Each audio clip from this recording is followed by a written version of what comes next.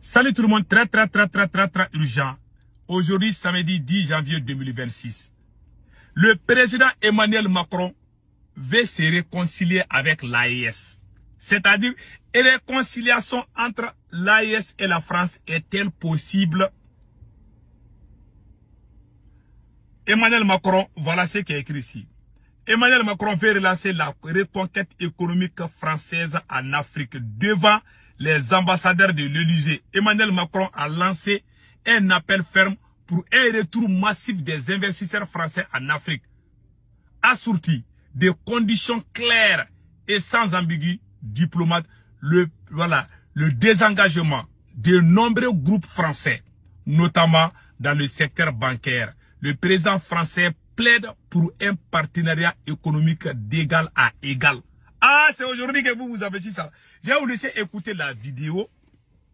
Si Emmanuel Macron veut collaborer avec l'AES, ils n'ont qu'à venir nous montrer où se trouvent les chefs terroristes là, Yadagali. Deuxièmement, que toutes les attaques des terroristes là s'arrêtent. Parce que c'est la France qui est allée détruire la Libye et les poudres se trouvent dans le Sahel.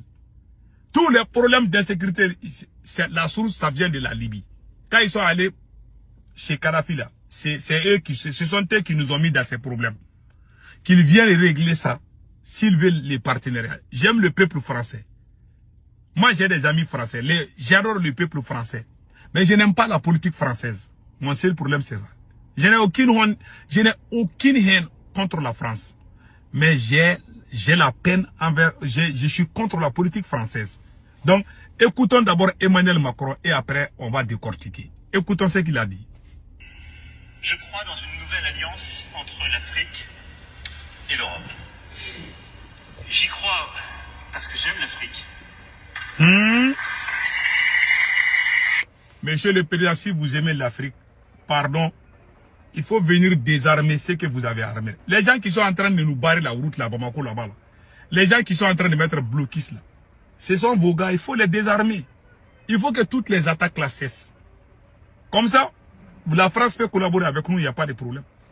Mais vous riez avec nous la nuit, la journée, la nuit, vous payez les gens avec les armes qui viennent nous faire du mal. Écoutons les restes. J'aime sa jeunesse, sa force, sa créativité, son esprit d'entreprise et je pense que l'Afrique a une contribution inédite à apporter au reste du monde dans les années qui viennent et qu'elle apportera des solutions qui nous inspireront et je pense que nous sommes à un point d'inflexion où l'Afrique que beaucoup ont regardé comme un endroit qu'il fallait en effet aider, où on devait exporter des solutions d'ailleurs, est en train de devenir, elle l'a été en fait de manière formidable, mais on ne voulait pas le voir dans beaucoup de domaines, mais dans tous les domaines que j'ai cités, elle sera de plus en plus un continent qui apportera des solutions, sa force, sa contribution. Waouh, on entend. Écoutons, hein.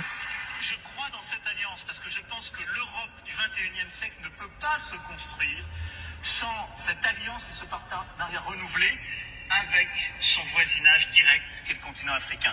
Et je le dis, il est normal que l'Afrique regarde tous ses partenaires en voulant les regarder de manière égale. On a tous, nous, cette préoccupation quand on fait la même chose avec le reste du monde. Je dis simplement, nous sommes les enfants de la mer Méditerranée. Mare Nostrum, c'est le foyer de notre civilisation.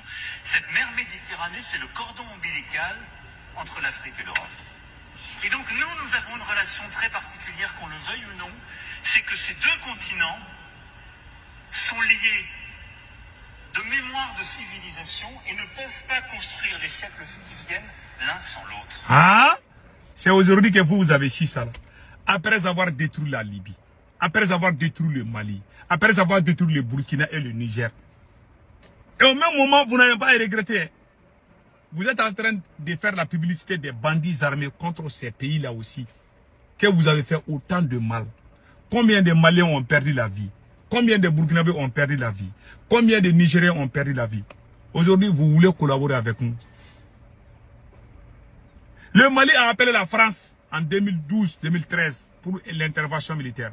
La France est allée prendre les terreaux à Ouagadougou, au Burkina Faso, pour les amener à Kidal. La France a donné la ville de Kidal aux terreaux. Et empêcher l'armée malienne de travailler. Et vous voulez revenir encore. Vous avez pas... Moi, je n'ai pas oublié de... Je n'ai rien contre le peuple français. Je le dis bien, j'aime le peuple français. Mais je n'aime pas la politique française.